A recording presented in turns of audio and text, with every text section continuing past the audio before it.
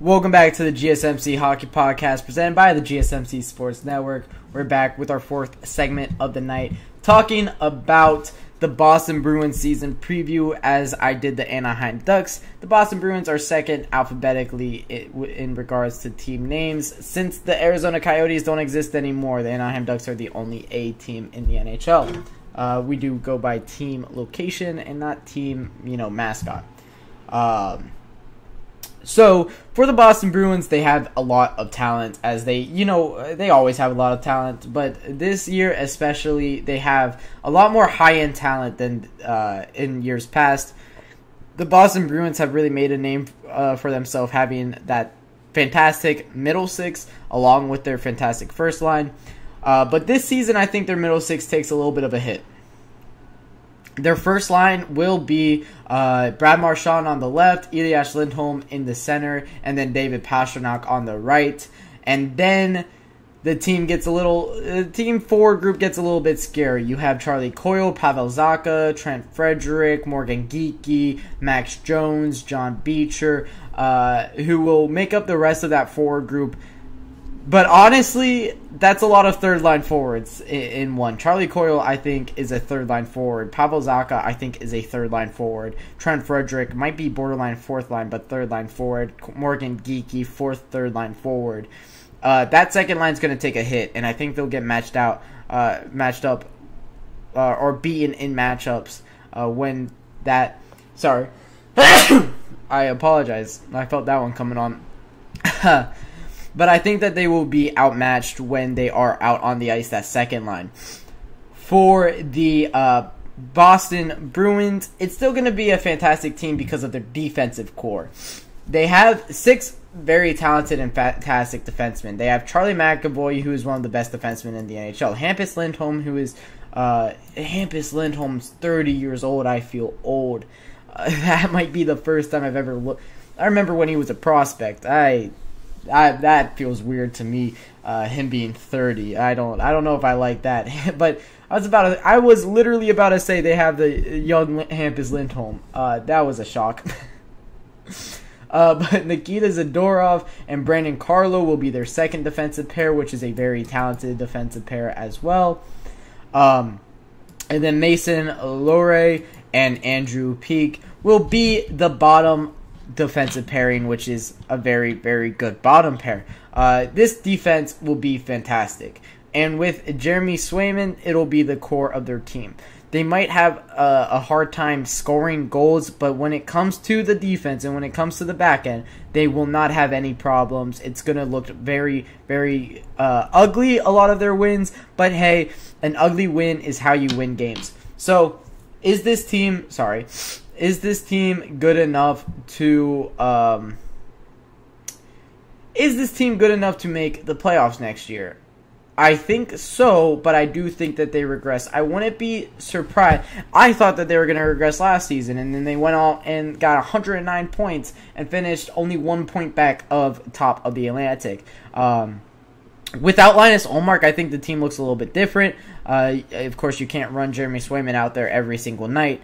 So it'll be a little bit more difficult for the Boston Bruins to get the same production in net in those 20 or so games that Joonas Korpisalo is going to need to step up. But Joonas Korpisalo in his career has shown that he can be a fantastic backup. There might just be something about him being a number one goaltender that's a little bit more difficult for Joonas than being a starter or than being a backup.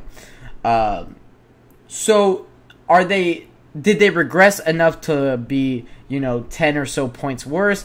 I don't think so. I think this team is still fine. I think the forward core does scare me a little bit. I'll predict right around 100 points. Nothing more, nothing less. They might get 100 on the dot, which will, of course, be good enough for the second or third seed in the Atlantic. Might play the Toronto Maple Leafs again. That'll be good enough to win a first-round series, but I don't think... I think it's going to look very similar to what it looked like this past year, but just a little bit worse in the regular season overall. They were a fantastic road team last year. That's what really separated them. They were also plus 43, scoring 267 goals. Goals for, they were one of the worst in goals for in the Atlantic. They were bottom 4 in the Atlantic in terms of the overall league for goals for. They were right around that middle tier as well, finishing 7th in the league in overall points and around like 15 in the league in goals for. And I think their forward group got a little bit worse. And we don't know if Elias Lindholm will be as good as we, as good as we've seen him in the past. And as for goals against, it was great last season, and I think it's going to be great again this upcoming season. They were 6th in goals against per game last year. I think they can only improve on that this upcoming season. So like I said, a lot of ugly 2-1 games that we're going to be looking at for the Boston Bruins, but that's just fine for the Bruins. What saved them last year was a lot of overtime losses. They had 15 overtime losses, which was good for 3rd in the entire NHL, with the Islanders and the Canadiens both getting 16. It's going to look a lot different for the Bruins. They're going to need to rely on Jeremy Swayman a lot more than they have in years past. I do believe that the Boston Bruins is still a playoff team. But as I said, I don't like their forward core nearly as much. And looking at their prospect pool, it's kind of non-existent, really. They have... Yeah. They don't have prospects. They might have the worst prospect pool in all of the NHL.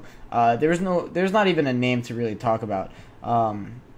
Maybe Michael DiPietro. DiPietro. Wow, I am struggling with that name. Their goalie, their 25-year-old goalie that they traded for, but yeah, not a good overall core. They're going to need to keep building through free agency and through trades to keep this team be good. I still think that they are a few big forwards away from contending really for a cup. So I think that they do regress a lot from last year, but not enough to not be a playoff contender, as I mentioned. So that's the Boston Bruins season preview. I have them right around 100 points, finishing about 3rd in the Atlantic. It could drop off a little bit more as I talk more about these teams and give them season previews.